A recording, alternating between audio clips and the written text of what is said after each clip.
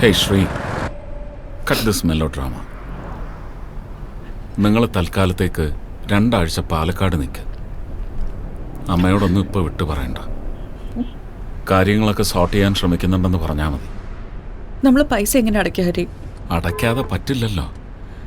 നമ്മളെന്തായാലും വീട് വെക്കാൻ നിൽക്കല്ലേ, അത് കൊണ്ട് മതിയാവുമായിരിക്കും. അതൊന്ന് അടച്ചിട്ട് വേണം അപ്പീലിൻ്റെ കാര്യം ഐപ്പുമായിട്ട് തീരുമാനിക്കാൻ. അല്ല, അപ്പീല് പോകുന്നോണ്ട് കാര്യമുണ്ടോ അച്ഛാ? എവിഡൻസ് എല്ലാം അയാൾക്ക് ഫേവർ അല്ലേ? എന്നാ പിന്നെ എല്ലാം അവസാനിപ്പിച്ചേക്കാം. Is that okay with U?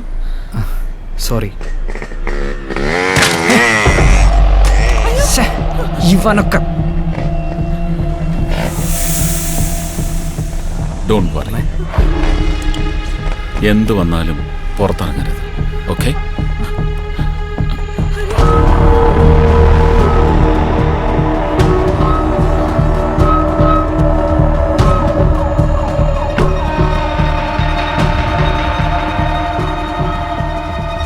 എന്താടോ കാണിച്ചേ? വലിയ കാരണം വെച്ചാൽ മറ്റുള്ളവർക്ക് തൊഴിൽ പോകണ്ടേ? എന്താ കോപ്പ നീ ഒന്നും മിണ്ടണേ?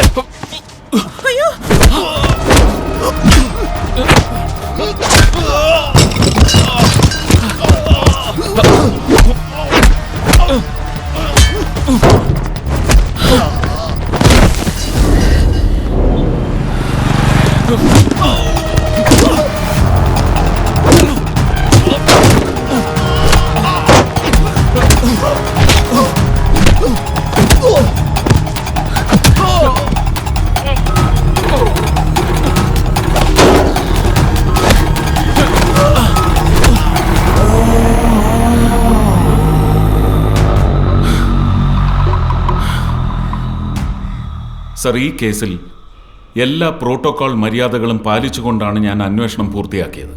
തെളിവുകളെല്ലാം നിഷാന്തിനെതിരുമായിരുന്നു. അന്നത്തെ സുപ്പീരിയർ ഓഫീസർ ഇതെല്ലാം കൃത്യമായി മോണിറ്റർ ചെയ്യുന്നുണ്ടായിരുന്നു. അന്നാർക്കും സംശയമൊന്നും ഉണ്ടായില്ല. പക്ഷെ ഇന്ന് കോടതിയിലേറ്റ ഈ തിരിച്ചടിയുടെ പേരിൽ എന്നെ തെരുവിലിട്ടിങ്ങനെ വേട്ടയാടുന്നത് ഒരിക്കലും അംഗീകരിക്കാൻ പറ്റില്ല സർ. ഇതിലെന്തോ വലിയ കളി നടക്കുന്നുണ്ട്. ഞാനത് പുറത്തു കൊണ്ടുവരും. ഹരീഷേ, തനിക്കിപ്പം ചെയ്യാൻ പറ്റുന്ന കാര്യം മന്ത്രി മാത്യുവായിട്ട് കോംപ്രമൈസ് ആകുക എന്നുള്ളതാണ്. കാരണം തൻ്റെ ഇപ്പോഴത്തെ അവസ്ഥ വളരെ ദയനീയമാണ്. അതിനിടയിൽ അയാളുടെ ഗ്രഡ്ജൂടെ താൻ താങ്ങില്ല. അടുത്ത സെഷൻസ് കോടതി കൂടുമ്പോൾ താനാ മൊഴിയങ്ങ് മാറ്റിയേക്ക്. തെളിവ് മാറ്റുന്ന പുതിയ കാര്യമൊന്നുമല്ലോ. പിന്നെ തനിക്ക് പ്രൊട്ടക്ഷനാണ് വേണ്ടതെങ്കിൽ താര് പരാതി എഴുതി കൊടുക്കുക. ഞാൻ സമയം പോലെ ഒന്ന് ആലോചിക്കട്ടെ. ഇപ്പോൾ എനിക്ക് അർജൻറ്റ് ഒരു വീഡിയോ കോൺഫറൻസ് ഉണ്ട്. You may talk to my secretary.